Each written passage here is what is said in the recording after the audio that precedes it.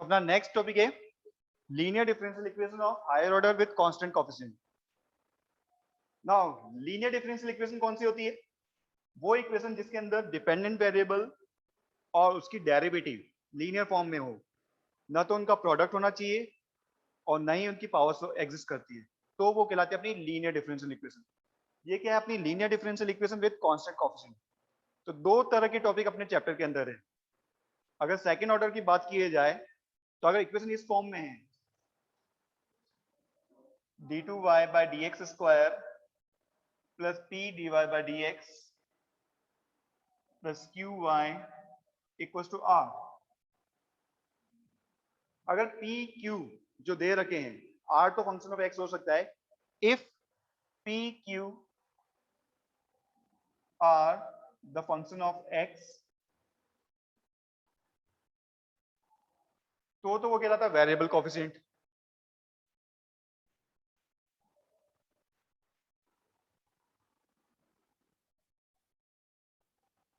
जो आपका next chapter है।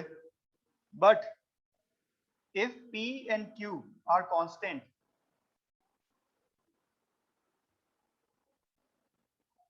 then it's constant coefficient। उस केस में क्या कहलाएगी आपकी? Constant coefficient. ठीक है, ये एक पर्टिकुलर फॉर्म बताई मैंने। d2y by dx स्क्वायर के मल्टीपल में कांस्टेंट हो सकता है या फंक्शन ऑफ x हो सकता है। तो डेरिवेटिव्स के साथ जो मल्टीपल है, डिपेंडेंट वेरिएबल और उसकी डेरिवेटिव के साथ जो कोएफिशिएंट है, अगर वो कांस्टेंट है तो क्या आ जाएगा? Constant coefficient. और अगर वो वेरिएबल पार्ट है, फंक्शन ऑफ x है, तो वो अपना वेरिएबल कोएफिशिएंट में चला जाएगा। तो दो तरह के टॉपिक अपने होते हैं, वेरिएबल कोएफिशिएंट और कांस्टेंट कोएफिशिएंट। तो अभी अपन जो कर रहे हैं वो कांस्टेंट कोएफिशिएंट, यानी डिपेंडेंट वेरिएबल और उसकी डेरिवेटिव का जो कोएफिशिएंट है वो क्या है? कांस्टेंट। तो यहां पर हमारी इक्वेशन इस फॉर्म में होगी, if the equation in the form, if the equation in the form a naught d cube y upon dx cube plus a1 d2y by dx square plus a2 dy by dx plus a3y equals to q, where a naught, a1, a2 and a3 are constant and q is constant or function of x।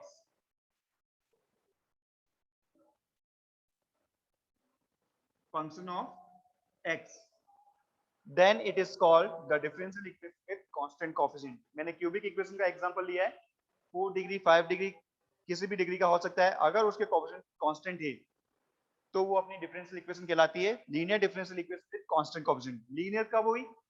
Dependent और उसकी derivative जो है वो linear form में होनी चाहिए, ना तो उनका प्रोडक्ट आएगा ना उनकी पावर एग्जिस्ट करेगी।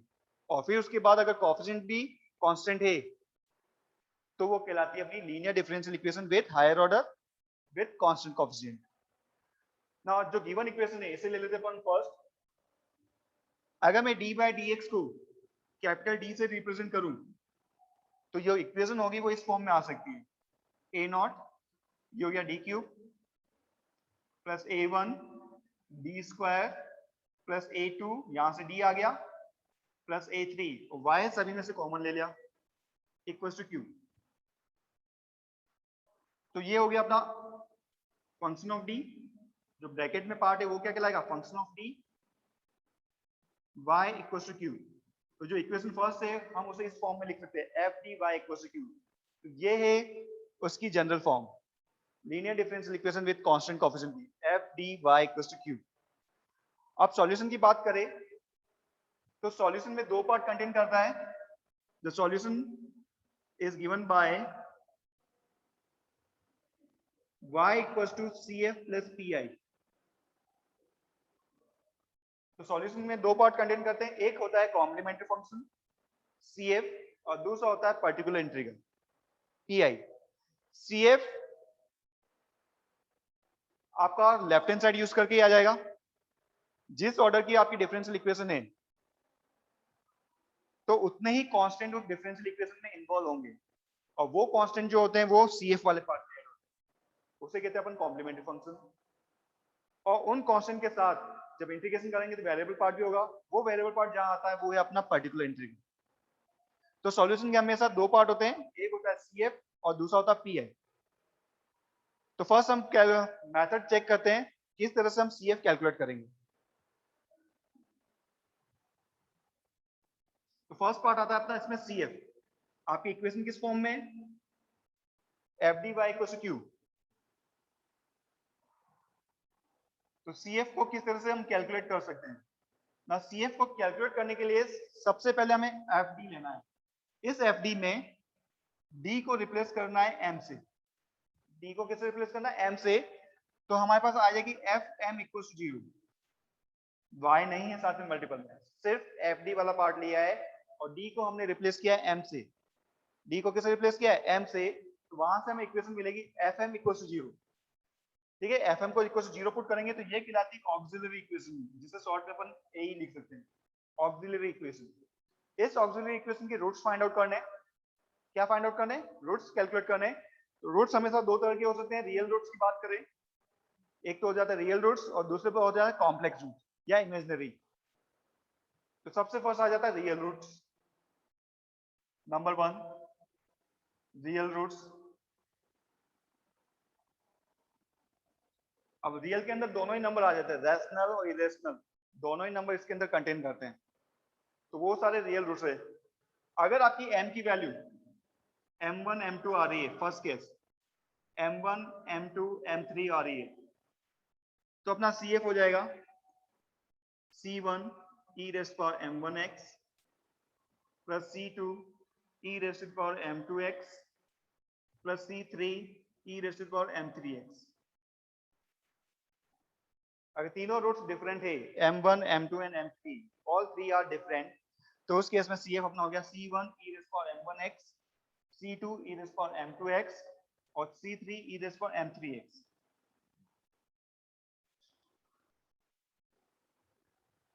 अगर तीनों में से कोई दो रूट्स रिपीट हो जाते हैं तो सेकंड केस आ जाएगा, इफ m1 = m2 और m3 तीसरा डिफरेंट रूट है, तो CF अपना हो जाएगा,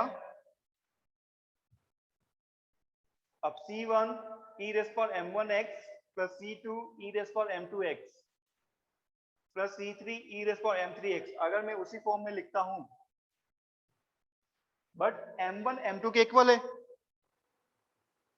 तो C1 plus C2 e⁻m1x common आ जाएगा और C3 e⁻m3x। अब C1 और C2 को मैं एक न्यू कांस्टेंट दे सकता हूं, दे सकते हैं ना, C1 प्लस C2 को न्यू कांस्टेंट दे सकते हैं या नहीं, दे सकते हैं हम न्यू कांस्टेंट। तो ये आपका हो जाएगा C e⁻m1x plus C3 e⁻m3x। अब डिफरेंशियल इक्वेशन तो तीन थर्ड ऑर्डर की है क्योंकि 3 रूट्स आए, बट कांस्टेंट दो ही इंक्लूड हुए, तो उस क्राइटेरिया को सेटिस्फाई नहीं कर रहा है, इसलिए अपन इसको डायरेक्टली इस प्रोसीजर से नहीं लिख सकते। तो क्या करना पड़ेगा, जब भी रूट्स रिपीट होगी, जब भी आपकी रूट्स रिपीट होगी तो कांस्टेंट एक नहीं हो, वहां दो कांस्टेंट यूज होंगे, C1 प्लस C2x, x उसके मल्टीपल में आ जाएगा, C1 प्लस C2x e⁻m1x, जब दो रूट्स रिपीट होती है। ऐसे अगर तीन रूट्स रिपीट हो गई, m1 m2 और m3 तीनों ही अगर आपस में इक्वल है, तो कांस्टेंट क्या हो जाएंगे, ट्रिपल हो जाएंगे, C1 plus C2x plus C3x² e⁻m1x। 4 हो जाती है तो एक कांस्टेंट और बढ़ जाएगा, C4x³। 5 टाइम रिपीट हो जाती है तो C5x⁴। तो इस तरह से हम CF कैलकुलेट करेंगे फॉर रियल रूट्स। ये रियल में रैशनल और इरेशनल दोनों ही नंबर इंक्लूडेड है। तो ये था case number first.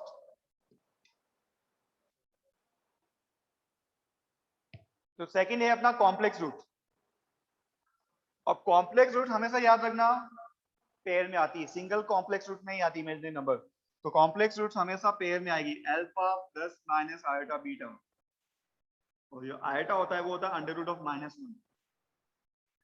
Alpha plus minus iota beta, alpha अपना रियल पार्ट कहलाता है और बीटा इमेजिनरी पार्ट।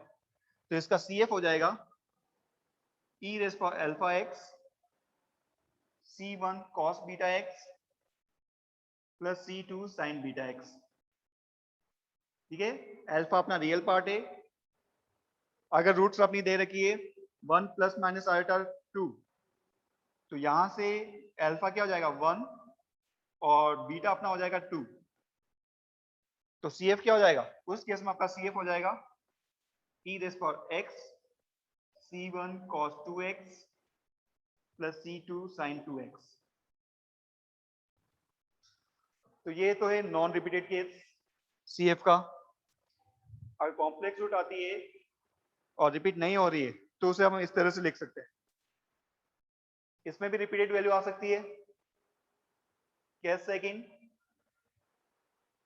ये तो हो गया case first for non repeated value. अगर दो रूट्स सेम आ जाती है complex, alpha plus minus iota beta and alpha plus minus iota beta. अब वेरिएबल रूट्स कितनी हो गई है, अगर देखा जाए टोटल 4 रूट्स है, 4 कांस्टेंट उस CF के अंदर इंक्लूड होने चाहिए थे, बट रूट सेम है तो CF क्या हो जाएगा e rays power alpha x। जैसे रिपीट हुई रूट्स कांस्टेंट डबल हो जाएंगे, तो यहां हो जाएगा C1 plus C2x cos beta x and C3 plus C4x sin beta x।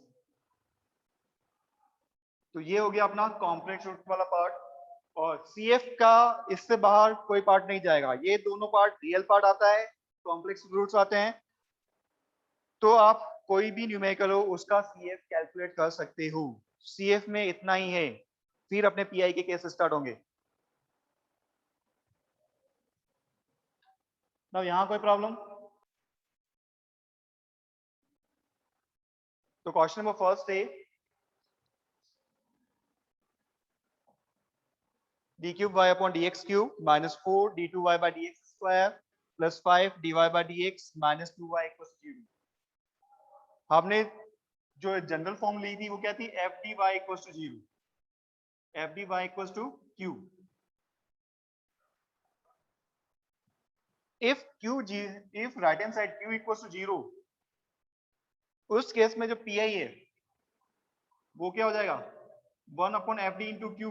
PI का फॉर्मूला होता है 1 upon F D into Q, और अगर क्यू की वैल्यू 0 है तो PI भी आपका क्या हो गया 0। तो उस केस में जो सॉल्यूशन है वो क्या हो जाएगा y इक्वल्स टू CF, क्योंकि PI वाला पार्ट क्या हो गया 0। बाकी तो अपना क्या था y equals to CF plus PI, solution complete. पर CF वाला PI वाला पार्ट 0 है तो सॉल्यूशन क्या हो जाएगा y इक्वल्स टू CF। तो अभी जो दोनों न्यूमेरिकल है वो इसी पैटर्न के, उसके राइट हैंड साइड वैल्यू 0। ना क्वेश्चन नंबर फर्स्ट की बात करें तो d बाई डी एक्स को अपन रिप्लेस कर देते हैं कैपिटल D से, तो ये आपका आ जाएगा d cube minus 4d square plus 5d minus 2y equal to 0। सबसे पहले हमें क्या चाहिए ऑक्सिलरी इक्वेशन, तो ऑक्सिलरी इक्वेशन हो जाएगी d को m से रिप्लेस करने के बाद, d को m से रिप्लेस करो, m cube minus 4m square plus 5m minus 2 equal to 0।